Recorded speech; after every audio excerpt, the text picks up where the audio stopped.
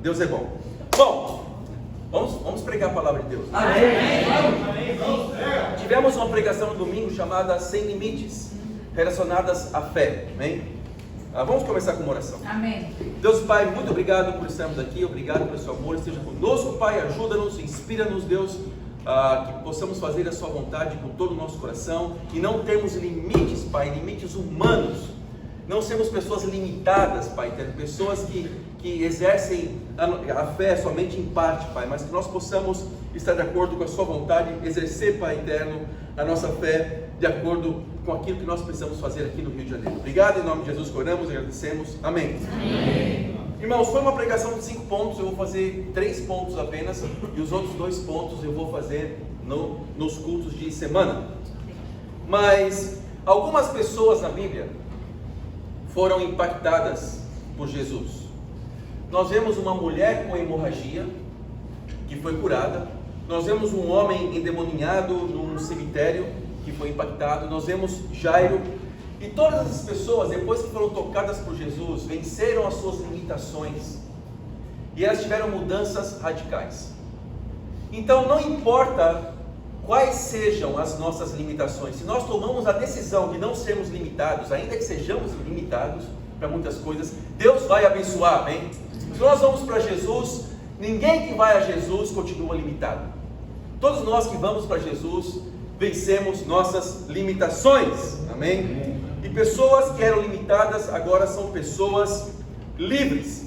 E hoje nós vamos falar de um homem, um centurião lá de Cafarnaum. Vamos ler Lucas 7, versículos de 1 a 7. Vamos pregar? Lucas 7, de 1 a 7.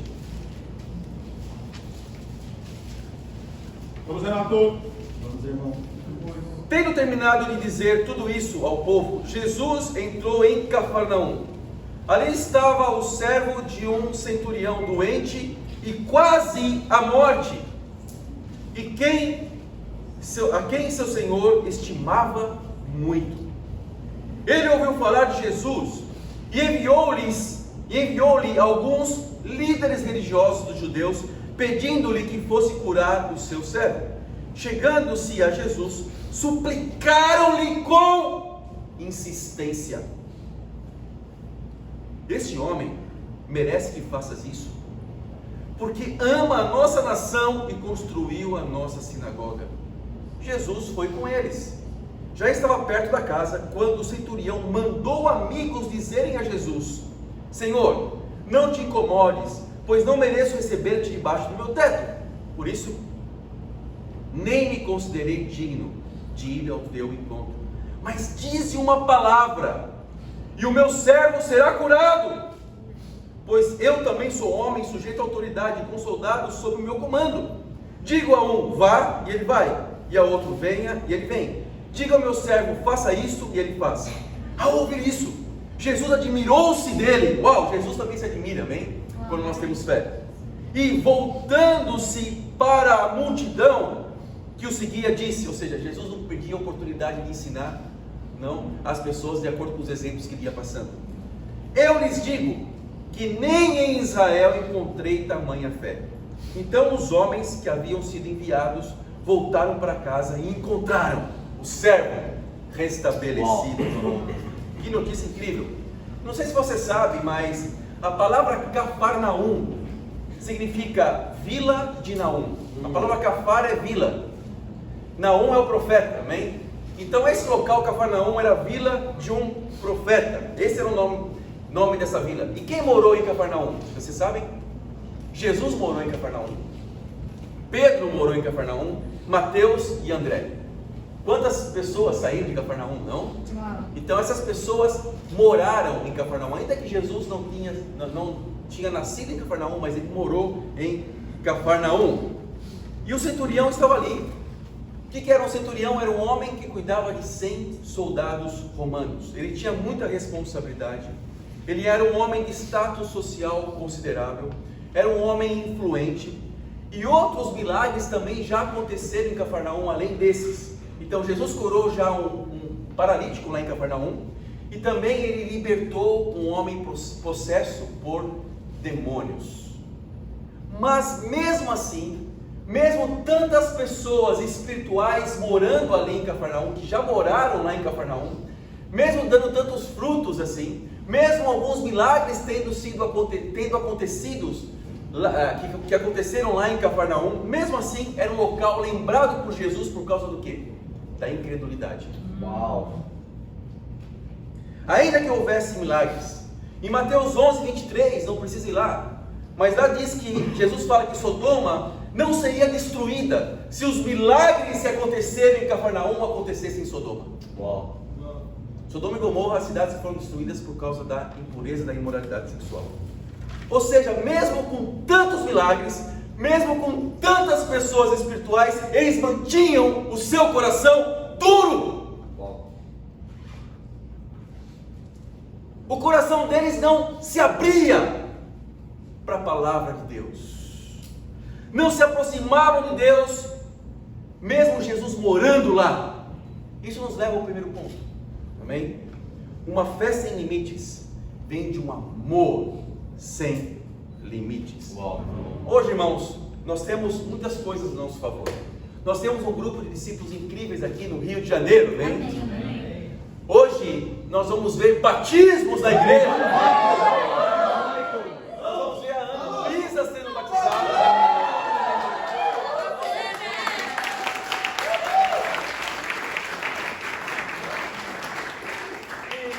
A igreja está crescendo, não somente em números, também em altura, porque o Michel vai ser batizado. Algumas pessoas muito altas estão sendo batizadas aqui, ultimamente, né? Então, isso é incrível. E nós temos o discipulado, nós temos as amizades cristãs, nós temos tantas coisas espirituais, mas sabe, o coração de algumas pessoas ainda estão duros. Uau! Os corações ainda estão duros. Nós não podemos dizer que Rio de Janeiro é uma cidade convertida, apesar dos discípulos que existem aqui, apesar de tantos milagres estarem acontecendo aqui. Por quê? Porque pessoas não se abrem para a palavra de Deus, mais do que para suas próprias opiniões. As pessoas gostam de dar opiniões, gostam de falar coisas que consideram espirituais, mas muitas vezes não consideram a palavra de Deus. Amém? Então, como nós podemos vencer essa barreira? Como nós podemos ser pessoas espirituais? Como nós podemos ir na contramão? Como, assim como foi feito em Cafarnaum, podemos ver salvação, curas, pessoas tomando decisões no meio de uma cidade tão incrédula? Amém? Fazer como o centurião fez. O que ele fez? Ele amou incondicionalmente as pessoas daquela cidade. Ele amou. Então, sabemos que amar é obedecer aos mandamentos de Deus. Mas por que o centurião tinha tanta fé? Porque ele tinha muito amor. E como vemos a sua fé? Pelo seu amor. Normalmente os romanos, eles não tinham muita estima pela religião dos judeus, nem pelos judeus. Eles não davam muito crédito a Jesus. Nós temos o exemplo de Pilatos, não, que eles lavavam as mãos, não. Eles não davam muita importância para as tradições judaicas. Mas o que nós vemos aqui? Um centurião que amava os judeus, tanto que os líderes religiosos foram na frente interceder por ele, suplicando por ele. Era um romano estimado pelos judeus. Outra coisa, ele construiu a sinagoga de Cafarnaum. Veio dele os recursos, então ele se importava pelas pessoas. E outra coisa muito importante que nós vemos no centurião, ele tinha compaixão do seu servo, independente da sua posição social, independente do seu status, ele amava profundamente as pessoas em Cafarnaum. Uma cidade que, se os milagres tivessem acontecido em Sodoma, que aconteceram em Cafarnaum, Sodoma não seria destruída. Mas mesmo assim, as pessoas amavam profundamente Cafarnaum. Pergunta que eu faço para todos nós: como anda o nosso amor pelo Rio de Janeiro? Temos muitos motivos para reclamar, não? E qual que é o principal motivo? Violência, insegurança, não? Nós vemos muitas coisas ruins acontecendo na nossa cidade. Mas mesmo assim, como anda o seu amor? pela cidade e pelas pessoas, pelos cariocas aqui no Rio de Janeiro? Alguma coisa impede você de amar profundamente? A nossa fé, ela aumenta à medida que o nosso amor das pessoas aumenta também. Em 1 João 4, versículo 8. Vamos lá, irmão. 1 João 4, 8.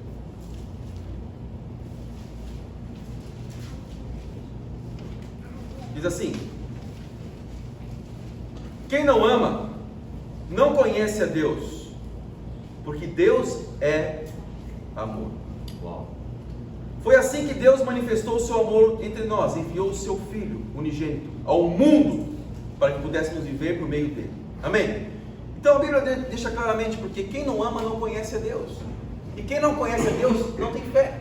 Então você quer ser um homem de fé, meu irmão? Quer ser uma mulher de fé? Ame profundamente. E o que é amar? É se negar em prol das pessoas. Amém. É servir as pessoas. Amém? Tem algumas perguntas e reflexões aqui. Como está seu amor pelos irmãos aqui na igreja e pelos perdidos? Como você avalia também o seu amor a Deus? Amar é servir. Somos uma igreja de servos, amém? Mas infelizmente nós temos visto algumas pessoas têm ficado com dúvidas, outras pessoas têm ficado críticas, outras pessoas têm permitido não estarem com todo o coração dedicadas a Deus no ministério. Tem pessoas que poderiam muito bem estar nas atividades do reino, não, para que nós possamos ser uma família unida, para fazermos a vontade de Deus prevalecer em nossas vidas e também na vida de muitas pessoas. Muitas vezes nós temos a oportunidade de evangelizar e nós não evangelizamos. Tudo isso são desculpas para nós não amarmos, para nós não termos um amor profundo. Então amar é se sacrificar, amém? Então até quando isso vai atrapalhar cada um de nós a não nos entregarmos em servidão? Então tem um desafio para esse primeiro ponto, amém? Vamos, irmão. Busque seu discipulador, e foi o desafio que Lucas deu na pregação dele para os homens. Ele falou sobre sem limites para servir. Busque seu discipulador e pergunte em que você pode servir. Não escolha onde servir, sirva onde for necessário. Amém. Uma pessoa com coração servo, ele não fala assim: eu gosto muito de criança, então eu vou servir na nova geração. Nós temos uma criancinha.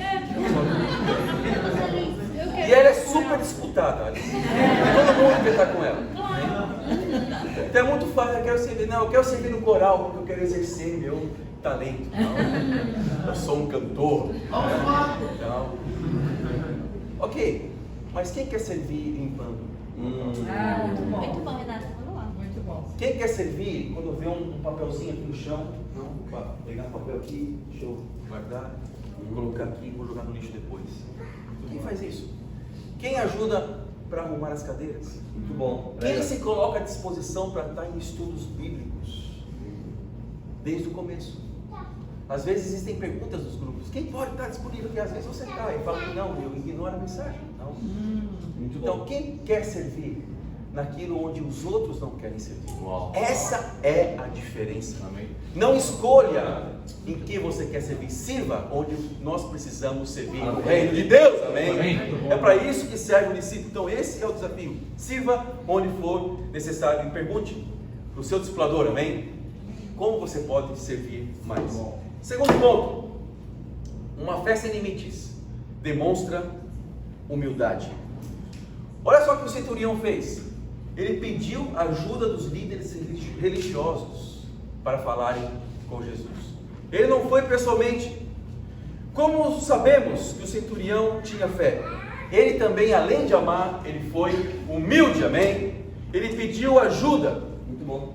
Então algumas vezes, principalmente nós homens, nós que dirigimos, não? Às vezes nós nos perdemos. Não nos perdemos? Está dirigindo. E aconteceu muitas vezes comigo, com Maria José. Estou dirigindo lá. Daí, Maria José: eu já passei por aqui antes. E eu nem falo que eu estou perdido, não. Por quê? Porque eu sei que Maria José quer. Ela quer que eu pare o carro e pergunte. Claro. E o homem não gosta de perguntar. Não gosta de parar o carro e falar assim: por favor, sabe onde que é? Não gosta. Não. Então, muitas vezes nós somos orgulhosos. Queremos fazer as coisas do nosso jeito e não pedimos ajuda, não pedimos conselhos. Mas decisões importantes precisam de conselhos. Senão você vai gastar mais gasolina, vai escutar mais da sua esposa, senão você vai perder seu tempo. Então, se a gente colocar na ponta do lápis, quando nós não pedimos conselhos, nós muitas vezes temos muitos prejuízos. Então, o que esse líder fez? Esse centurião fez? Um homem de status, um homem importante. Ele era amado pelas pessoas de Cafarnaum, não só amava, mas também era amado, por quê? Porque ele era humilde. Ele escutava e pedia ajuda. Pedir conselhos é diretamente proporcional à nossa humildade. Muito bom. À medida que nós pedimos conselhos, nós demonstramos mais humildade diante de Deus. Por quê? O que é pedir conselhos? É chegar para alguém espiritual na igreja, é chegar para um discipulador e falar detalhes do que está acontecendo na sua vida e pedir conselhos à luz da Bíblia sobre o que eu devo fazer, sobre as decisões que eu devo tomar. O que acontece muitas vezes é que há muitos discípulos que se dizem discípulos, mas são independentes. Independentes da Bíblia. Ser independente de conselhos é ser independente da Bíblia. Precisamos uns dos outros. Para que nós nos reunimos como igreja? Para que nós temos tempo de discipulado? Para ficar falando de Flamengo e Vasco? Eu tenho uma história do Vasco, mas não vou contar. Obrigado. Alguns aqui já sabem. Mas eu vou fazer uma pregação que eu vou falar sobre isso, viu, Will? Você já sabe a história. O primeiro que eu falei foi o Will. É uma história internacional do Vasco também. Mas, para que nós temos todas essas ferramentas na igreja se nós não usamos? Nós ficamos teimosos em nossas decisões. Quando nós não pedimos conselhos, nós estamos falando assim, olha, Bíblia, ok? Primeiro eu vou usar a minha sabedoria. Eu sei como resolver a situação. E a palavra de Deus não serve para mim nesse aspecto. Quando você vai comprar um carro, em relação às suas questões financeiras, em relação às ofertas, em relação às situações da sua família, em relação às situações do seu trabalho, você pede conselhos quando tem que tomar alguma decisão. Para isso que serve o discipulado, irmãos. O que é o discipulado? É uma ajuda espiritual, individual que nós temos com a Bíblia aberta, para saber qual é a vontade de Deus e qual a decisão que eu preciso tomar. Amém. Às vezes nós decidimos fazer um curso, às vezes nós decidimos entrar numa universidade, aceitar um trabalho que vai exigir mais de mim. Às vezes nós tomamos decisões que nós achamos que precisamos tomar essas decisões porque nós somos autossuficientes demais de Deus. Mas nós não pedimos conselhos. Pergunta que eu faço para cada um de nós: você é detalhista nos tempos de discipulado? Você fala de detalhes da sua vida? Ou você acha que detalhes não são muito importantes? Por quê? Porque meu discipulador é ser humano. Sim, é ser humano. Todos nós somos. É por isso que nós temos a Bíblia. Eu não falo detalhes da minha vida porque eu não quero ser rotulado. Olha, melhor ser rotulado aqui do que ser rotulado por Deus. Deus pesa a mão muitas vezes. Você pede conselhos. Você é humilde, como o centurião foi humilde, pedindo ajuda por um servo. O que os centuriões faziam quando tinha um servo doente por costume? É deixar ele de lado até morrer. Isso demonstra o quê? Falta de amor. Então por que nós temos um homem com tanta fé? Porque um homem que amava muito, um homem que era humilde, pedia conselhos, amém? Eu quero dar um exemplo aqui. Ontem o Valdemar conseguiu lá o estudo na hora na devocional, amém? Então foi muito legal porque eu estava louco para jogar vôlei, né? Eu olhei para a pessoa fazer o primeiro estudo e olhei a rede de vôlei. Eu falei assim, amém! Vai ser ótimo para eu poder estudar a Bíblia. Então eu e o Valdemar sentamos uma mesinha ali, começamos a estudar a Bíblia. E o Valdemar começou a fazer estudo de discipulado. O Valdemar tem muito tempo na fé já, não? Já é um discípulo velho, basicamente um remanescente do Rio de Janeiro. Você olha para ele e já vê sabedoria. Eu aprendo muito com o Valdemar, não? E começamos ali a fazer o estudo. Depois que nós terminamos o estudo bíblico, eu cheguei em casa e vi uma mensagem do Valdemar. Me dá um feedback de como foi o estudo. Ver humildade no coração. É uma pessoa tão experiente, mas nós vemos no Valdemar essa humildade que faz ele ser uma pessoa querida no meio de nós. Quando eu penso no centurião, eu penso no Valdemar naquela época. Alguém que pedia, alguém humilde. Então, isso me chamou muita atenção, né? Uma pessoa que pede conselhos em todas as situações na vida. Os que mais crescem espiritualmente são os que mais pedem conselhos. Verdade. Desafio: fale de detalhes no seu próximo tempo de discipulado. Fale de detalhes. Você que está aí estudando a Bíblia, não deixe passar nada. Faça as perguntas, amém? Pergunte aquilo que você tem dúvidas. Não deixe passar nada batido. Se você está fazendo os estudos bíblicos, fale de situações. Fale do seu coração, amém? Não guarde nada. Não fique com reservas para falar sobre a sua vida, porque a Bíblia tem resposta para tudo, amém? Amém? Ponto número 3 e último: uma fé sem limites obedece mesmo quando não vê. O centurião não teve contato direto com Jesus. Renato, mas lá em Mateus 8, dos 5 ao 13, fala que o centurião conversou com Jesus. Aqui em Lucas 7 fala que não foi o centurião, mas foram pessoas. O costume dos judeus, e ainda hoje existe esse costume, é que quando você manda procuradores à sua frente, eles representam você, é como se você estivesse falando na frente de uma autoridade. Então, quando Mateus relata esse mesmo caso, ele fala que o centurião conversou com Jesus. Na verdade, não foi ele que conversou com Jesus, mas sim os seus procuradores, porque aqui em Lucas 7 especifica melhor que foram as pessoas, os amigos do centurião que foram à frente dele. Então, foram os amigos, amém? Então, o centurião não precisou conversar com Jesus para ver milagres. Ele não precisou ver Jesus, falar e ter contato com Jesus para fazer milagre, porque a fé dele era tão grande, isso fez Jesus ficar admirado. Era tão grande que simplesmente o fato dele crer fez acontecer, amém? Amém. E nós tivemos um grande exemplo disso na conferência. Tivemos um envio da equipe missionária para Quito, no Equador, amém? Você acha que uma conferência não vai ter um envio missionário? Você acha que quando nós fizemos nossa conferência no começo de 2024, não vamos enviar uma equipe missionária? Não sei para onde ainda, mas vamos enviar, amém? A equipe missionária aqui na América Latina, América do Sul, amém? Então, talvez saiam missionários daqui, não. Mas essa equipe missionária, normalmente quando você envia uma equipe missionária, você envia antes para a cidade, para espionar a terra, não com os espiões. Mas nesse caso isso não aconteceu. Todos os membros da equipe missionária nunca foram para Quito. A primeira vez que eles vão para Quito, no Equador, vai ser já no envio da equipe, amém? Eles vão estar lá em Quito e vão ver a cidade. Ou seja, milagres vão acontecer mesmo não vendo o local, amém? Milagres acontecem, não precisamos ver para fazer acontecer. Precisamos simplesmente termos fé. Muitas pessoas precisam ver para ter fé. E o que acontece com isso? Quando as pessoas não veem, elas se enfraquecem contra o pecado. Porque se eu não estou vendo batismo na igreja, se eu não estou vendo milagres acontecendo, se eu não estou vendo uma conferência aqui no Rio de Janeiro, se eu não estou vendo nada disso, então eu fico desanimado. Então, às vezes, é uma faca de dois gumes falar que vamos fazer uma conferência no Rio, amém? Porque às vezes pode ser assim: eu vou fazer uma conferência para que as pessoas possam ver e assim possam estar animadas só por causa disso. Nós vamos depender de conferências para estarmos animados. Não, muito bom. Não. É bom que nos anima? É bom que nos anima, amém?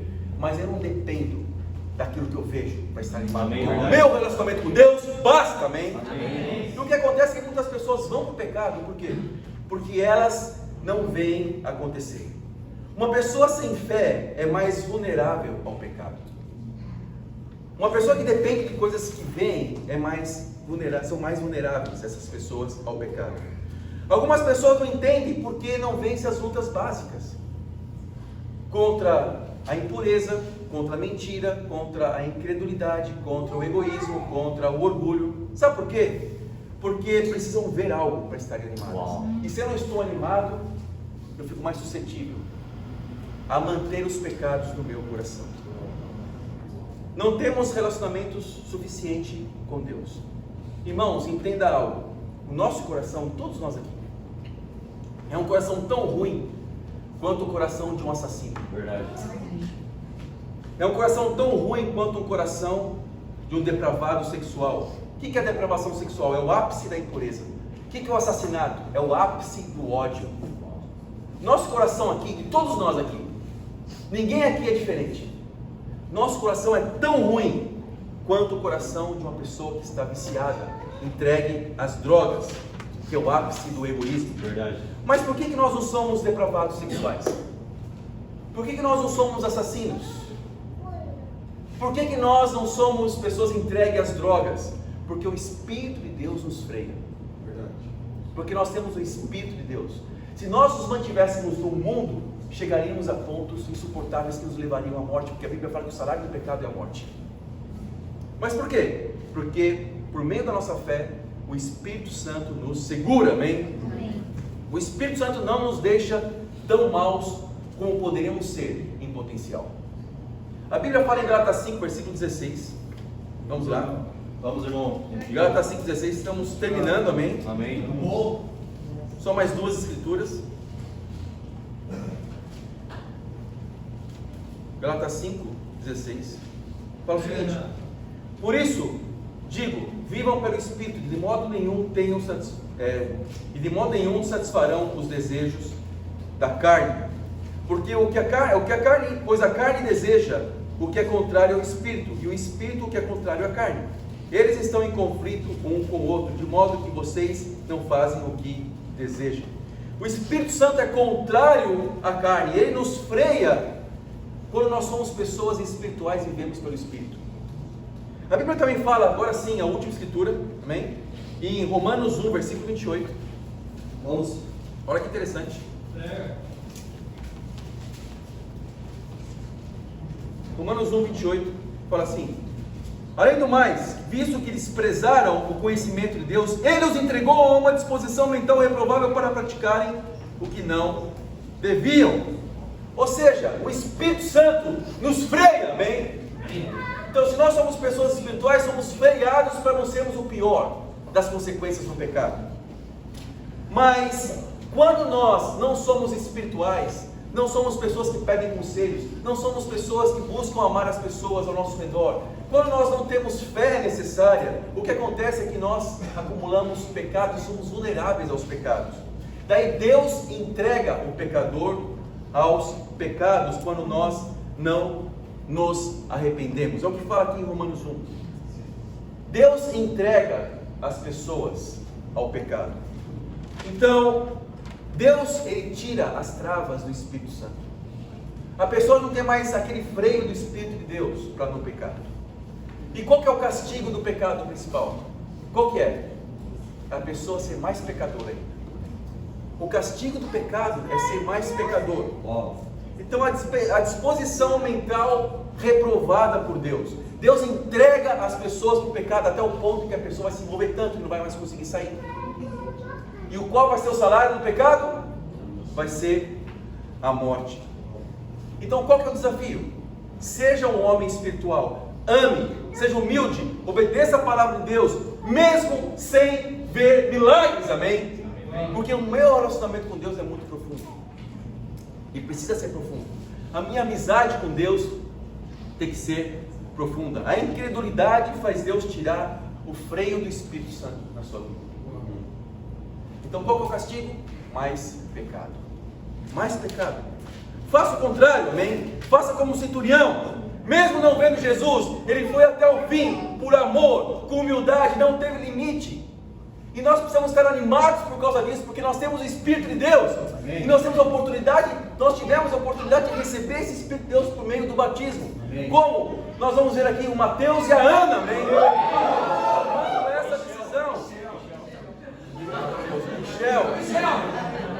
Michel e a Ana, amém? Nós temos o Michel e a Ana. Então, isso é incrível, porque são pessoas corajosas que tomaram a decisão de ter o Espírito de Deus. E hoje eles vão ter um freio do Espírito de Deus na vida deles. Não mais vão servir ao pecado, não mais vão servir ao mundo. Por quê? Porque eles tomaram a decisão de amar a Deus como discípulos comprometidos, como a Bíblia fala. Então isso nos anima, isso nos inspira. E eu queria terminar a pregação com isso, com a apresentação deles. Amém?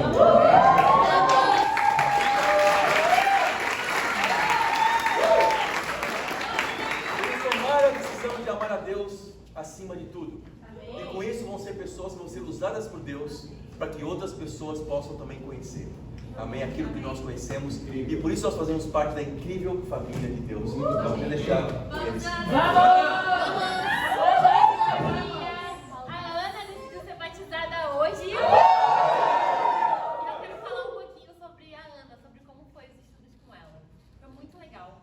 Tem uma escritura que me lembra o coração da Ana, eu queria ler com vocês, que fica em Salmos 20, versículo 7, que diz assim: alguns confiam em carros e outros em cavalos, mas nós confiamos no nome do Senhor, o nosso Deus. Então essa escritura me lembra a Ana porque ela é uma mulher muito esforçada. Ela estuda de manhã, ela trabalha à tarde, faz pré-vestibular à noite. E ela nunca deu nenhuma desculpa para estar nos estudos, para vir nos cultos, nos devocionais. Então o coração dela me inspira muito de uma pessoa que confia em Deus e que ama Deus e está tomando essa decisão por Deus também. E eu queria deixar a Joana e ela compartilhar um pouquinho. Também queria compartilhar uma escritura que me lembra o coração da Ana Lu, né? Eu lembro que foi uma das primeiros tempos que Deus compartilhou com ela. Fica em 2 Crônicas 34, no versículo 3. O coração dela me lembra bastante o coração de Joana, que fala que no 8º ano do seu reinado, sendo ainda bem jovem, ele começou a buscar Deus e Davi, seu predecessor. No 12º ano, começou a purificar de trás de Jerusalém os altares idólatras, dos postes sagrados, das imagens esculpidas e dos ídolos de metal. Então, o coração da Ana me lembra o coração de Josias, porque mesmo ela sendo tão nova, como a Lari falou, ela se dedicou muito em querer buscar a Deus, sabe? E tomar decisões radicais. Então, estou muito animada pela sua decisão.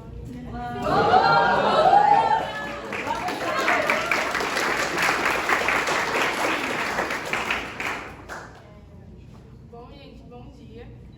Eu queria falar também sobre os estudos, né? Eu venho aprendendo durante esses 2 meses, né, se eu não me engano. Tipo, muita coisa. Principalmente, tipo, a colocar Deus como prioridade na minha vida, sabe? Porque, tipo, antes eu não era assim. E mudou literalmente a minha vida. E, tipo, hoje eu vejo, sabe? Tipo, o amor dele por mim, sabe? Então, tipo, uma forma que eu vi, né, a isso, tipo, é me entregar, tipo, nas águas por ele, sabe? Então, tipo, eu acho que vai ser um avanço, assim, na minha vida muito grande e, tipo, vai ser a melhor coisa da minha vida.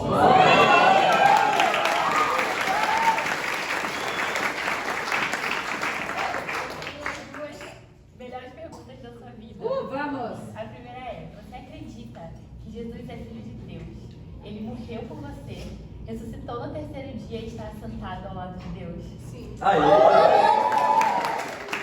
é a sua confissão? Que é meu Senhor e Salvador.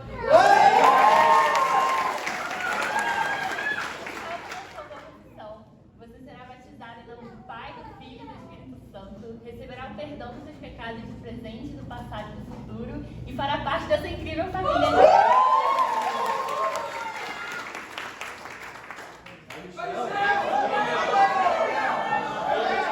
Ana vai ganhar um irmão gêmeo na fé que é o Michel, amém?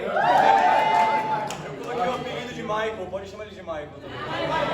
Mas é incrível porque eu tinha estudado a Bíblia já com o Michel a primeira vez lá na UVA e ele não estava aberto, ele estava com muitas coisas para fazer do trabalho, da universidade e ele meio que sumiu. Depois de um tempo eu encontrei ele de novo na UVA e ele falou: Vini, eu quero começar os estudos de novo. Porque eu sei que essa é a minha segunda chance, talvez possa ser a última.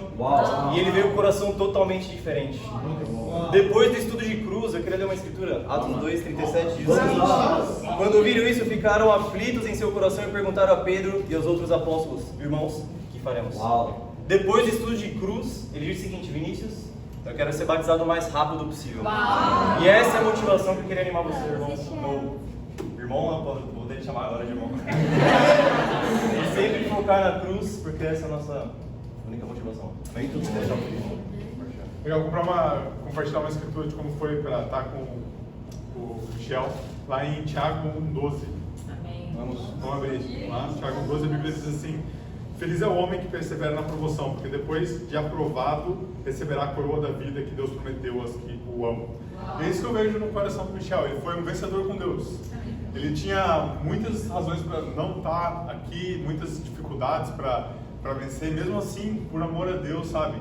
Ele fazia questão de estar sempre com a gente, fez questão de estar aqui hoje e tomou a melhor decisão da vida dele. Vamos, Michel! Agora tem vários nomes, né? Tem o Matheus agora.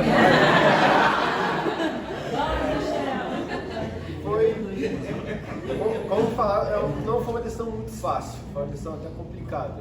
Mas, como é a verdade, eu tomei essa decisão. E uma coisa que eu vi muito com o Vini, muito com o Felipe, muito com o Ismael, muito com meus dois companheiros ali da UVA, uma coisa que, um trecho que me inspirou e que eu vi que é a verdade, é João 13, versículo 33 ao 35. Amém. Meus filhos, não vou ficar com vocês por muito tempo. Vocês vão me procurar, mas eu digo agora, que já disse aos líderes judeus, vocês não podem ir onde eu vou. Eu lhes dou um novo mandamento, amem uns aos outros assim como eu os amei. Amem uns aos outros. Se tiverem amor pelos outros, todos saberão que são meus discípulos. É por isso que eu sei que esses são discípulos. Amém. Amém.